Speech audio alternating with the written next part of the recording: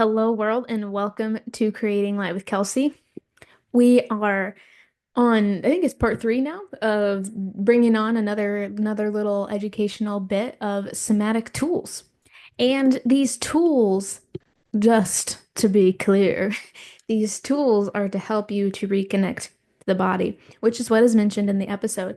But a lot of times, people will want the tools to then get through to just get over and have the emotion be gone. To how can I have a somatic tool so I can no longer feel anxiety? And that's not the goal here. The goal of connecting to the body is to be with the feeling because the feeling is here anyway, and we experience feelings all of the time, pleasant and unpleasant, and we're going to be in a constant ebb and flow of that until the day we fucking die. So we're not doing the somatic tool isn't used for another means to bypass your emotion and to bypass the feeling that's here. It's to be with it. But a lot of times it can be given as that of like, here's this, it's like self-care tools anyway. It's like, here's a tool to distract you from the feeling instead of feeling it. And that's I want to be so crystal clear, and that's not what we're doing here. When you work with me, that's not what's happening. We're increasing our capacity to feel and to be with discomfort, but then in turn to also be with all the pleasantries and joyous and moments and lovable and pleasurable moments of life too. Because as within, so without, as above, so below. Like you can't have one and not have the other.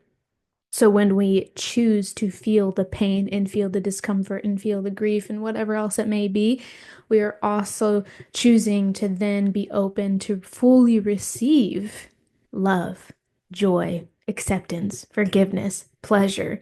But if we cut ourselves off to constantly distract and bypass and numb the unpleasant and the density feelings, then we cut off and numb ourselves from feeling the pleasant feelings. It's just how it goes. You don't get to pick and choose when it comes to numbing and disassociation. It's either you're numb or you're not. You're just associating or you're not. And when we're in a constant, when we build our life around that, around numbing and being disconnected from the self, then we're very much disconnected from how beautiful life also is. And that's why it's so important. And these tools can like help you, just like little baby steps of how do we reconnect to the body? How can I learn to be present? Because I do want to enjoy what all is here, even if that also means I'm feeling my pain. Because for me, that's worth it. If I get to experience the other side of the spectrum of pain, I would much rather feel this than feel numb. And on this whole rant that I would love to also elevate within my own experience of learning how to reconnect to my body is I'm looking at my face now. My beautiful face. I do not have any makeup on. I have some lip gloss on, but as far as my skin, I do not have anything on my skin right now. Bare face. And this has been a whole journey. My skin journey has been, what year is it? Oh my God, are we going on 2 years, 2 years. One, it's been a lifelong journey, but 2 years of really facing the shadow within my skin and what was behind it because I used to pick at my skin so bad. And there's just scars and marks and abrasions and bruises and like scabs and just all over my face honestly, when the sexual trauma had started. And that's so common for people who have experienced sexual trauma to then also be um, like picking at their skin because it's a form of a regulation tool. And some people, maybe it's not their face, it's different areas of their body. But for me, the main one was my face. And I was like, I know that there's a version out there of me where we no longer do that, where that part has been transmuted and alchemized, and we've figured out how to be with that pain to where we don't have to keep picking at our face to regulate ourselves and to cope and to be with that discomfort that was trying to come forward of like needing my attention, and I didn't know how any other way. So to look at my face now and like we're still on a journey of like healing some scars on my cheeks and like It's more so like it was like such deep bruising that was on my cheek that didn't ever have the chance to like heal because I would just keep picking at it. So then I'd keep recreating those like bruises through the pinching and stuff. And that there was luckily not a lot of like gouging type scars to where that would be irreparable, to my understanding. But like this has been, we're going on 2 years now of like facing this deep shadow within. And what changed my fucking life of that actually being able to happen is somatic work. Like I was already in therapy for a while and doing all these different things. And I would go to my therapist and I had like a couple different therapists along the way. And I would go to them that this was a main issue that I was needing help with and to work with. And I don't know how to stop. Like I cannot stop picking at my face, even though I want to so badly. And I could no that was no, no one could help me. There was no guidance as to like because it was all in the headspace guidance as far as when I was going to talk therapy things.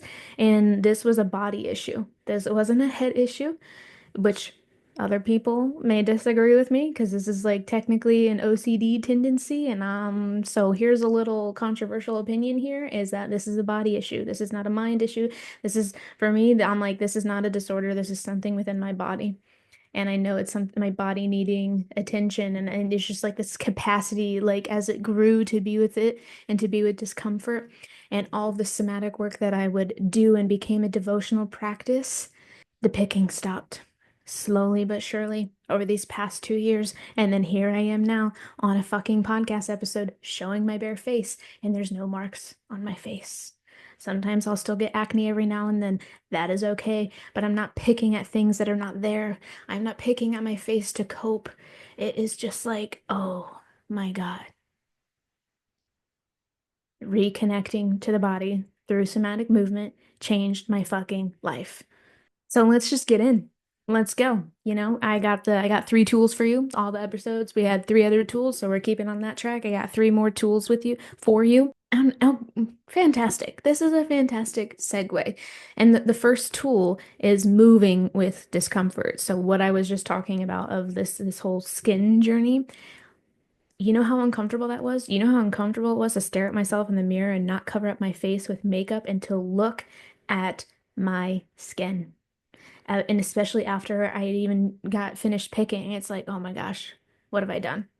And looking at it and being with it and being in that discomfort and what can help.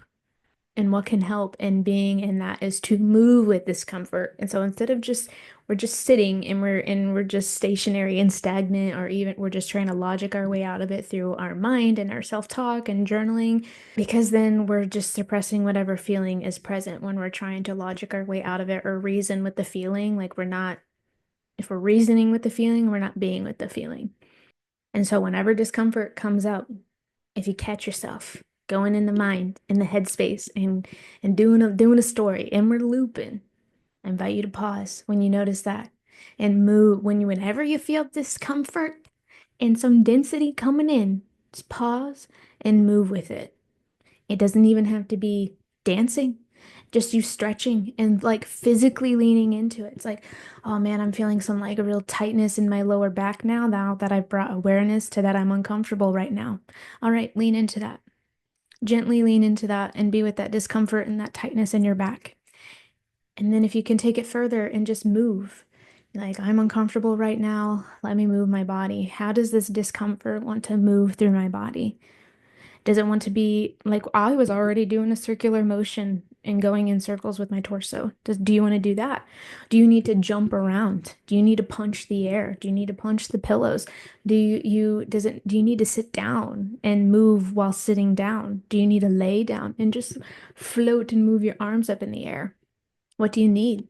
Let the discomfort show you. Listen, pause, listen. But if all of that, you're just like, what the fuck?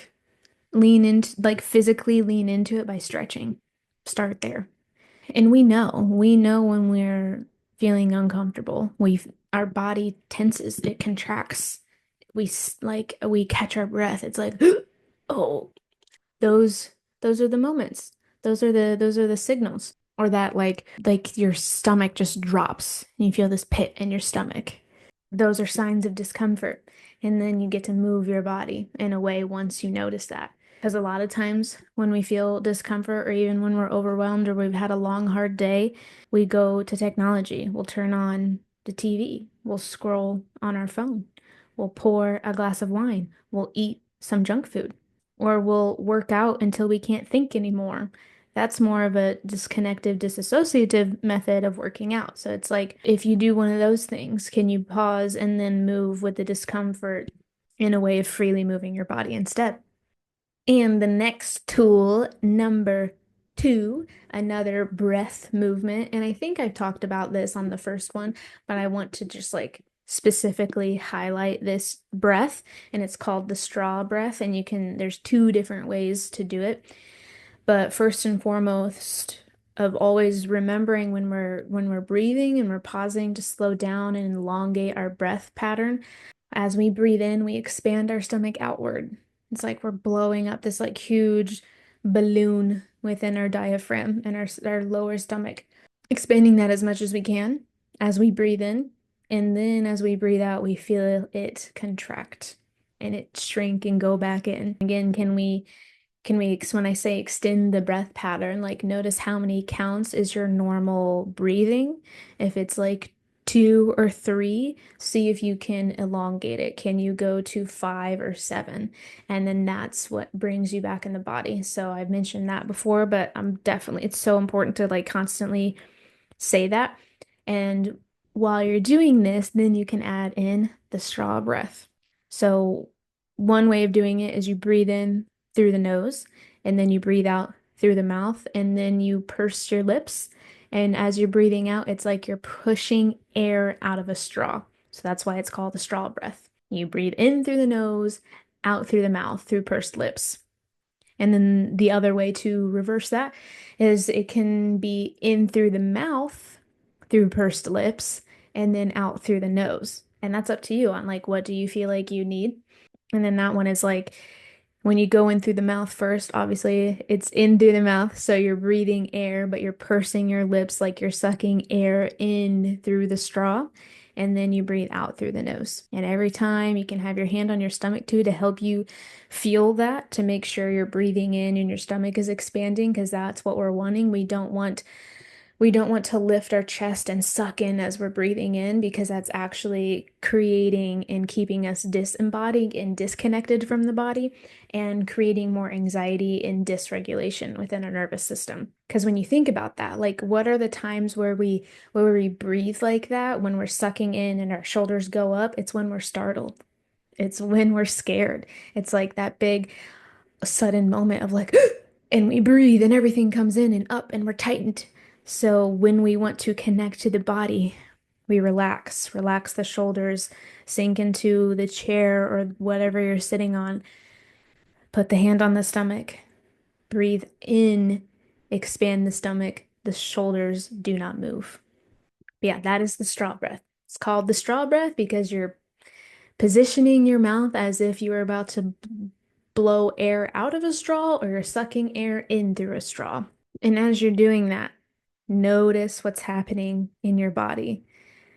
Is your heart racing quickly? Just notice it. Don't judge what's happening. We're bringing awareness to the body. Again, that's grounding in that reconnection. Like, is your mind racing? Let that be okay. Do you feel like any fingers twitching or tingliness or heat or like cold rushes through your body and noticing any tightness or soreness in your muscles, any achiness in your bones? Like that's what we're bringing awareness to as we've got that breathing pattern settled.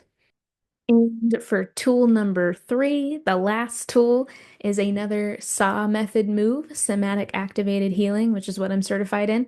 And if you're ever interested in doing a full-on somatic activated healing class, how they're all structured is like we start with meditation and breath and a little bit of stretching. We're bringing in the shake. Then we come in with the specific SAW method moves, which tap into certain energy points and points in your body where emotions is stored to open that within you and to learn to connect with that and allow it to flow through instead of being stuck. We're learning to move with it and connect to it directly.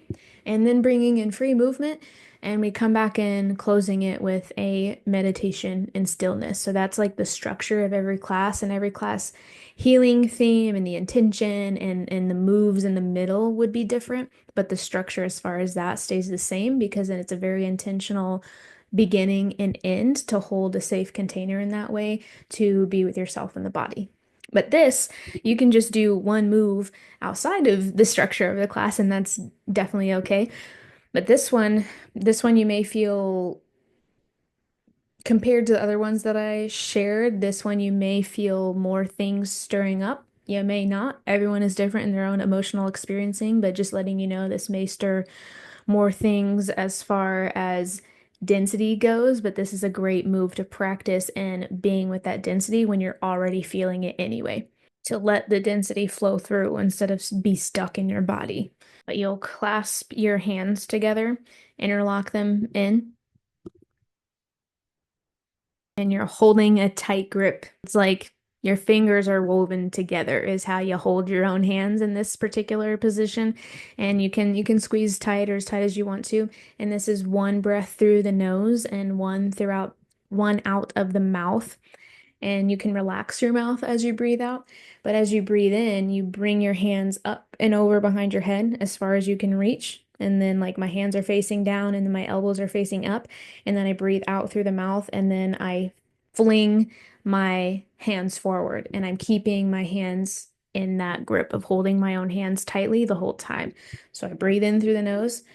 Hands go behind my head, breathe out through the mouth, and I slam my hands down. And you can even go all the way forward and going in between your legs and like pivoting at the hips, or you can stay standing and your arms are just like straight down in front of your body as you're still holding that grip. But yeah, it's one breath through the nose, one breath through the mouth. And it's like as if you're holding an axe and you're like chopping wood. That's that motion of like you're chopping wood, and it can be that vigorous and forceful with that motion if you need that, or it can be more fluid and calm and slow.